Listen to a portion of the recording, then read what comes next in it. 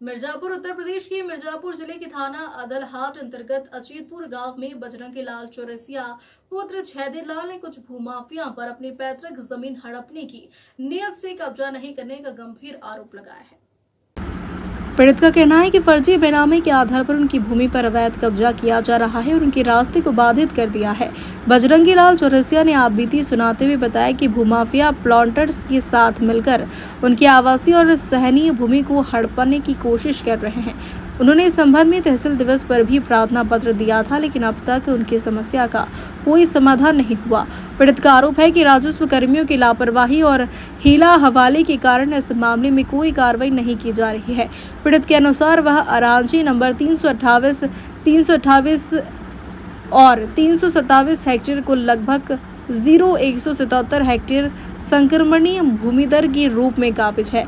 यह भूमि उनके पूर्वजों से प्राप्त हुई है और वे वर्षों से इस पर आवासीय और सहनीय रूप से रह रहे हैं।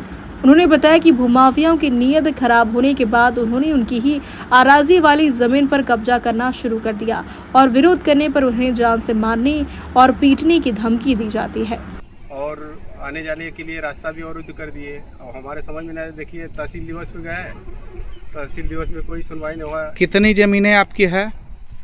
जमीन 4 गाटा है। लगभग रकबा में बताइए, बिस्वा में। लगभग वही 17 बिस्वा के आसपास है। तो क्या आपकी ज़मीन किस साइड है और प्लाटर किस साइड जो है लेन देन करके आपको रास्ता वगैरह अवरुद्ध किए हैं? हमारा पूरब साइड में ज़मीन है, जो है कि हमारे ज़मीन से बीचों बीच रास्ता बना दिए हैं और फिर कह रहे हैं कि ये भी ज़मीन आपका नहीं है। और जो थोड़ा है जैसा कि देखने को मिल रहा है कि आपके हाथ में एक तहसील दिवस हेतु आवेदन पत्र का प्रारूप, क्या आपने इस संदर्भ में तहसील दिवस या फिर थाने चौकी कहीं प्रार्थना पत्र पूर्व में दिया है? हाँ, तहसील दिवस में दिए थे। तो जो है कि एडीएम साहब, ये देखिए जो है कि रसीद है तहसील दिवस का 1/2/2025 जी। तो क्या हुआ इसमें क्या आपकी सुनवाई हुई? इसमें कोई सुनवाई नहीं हुई। इसमें सुनवाई एडीएम साहब को दिए।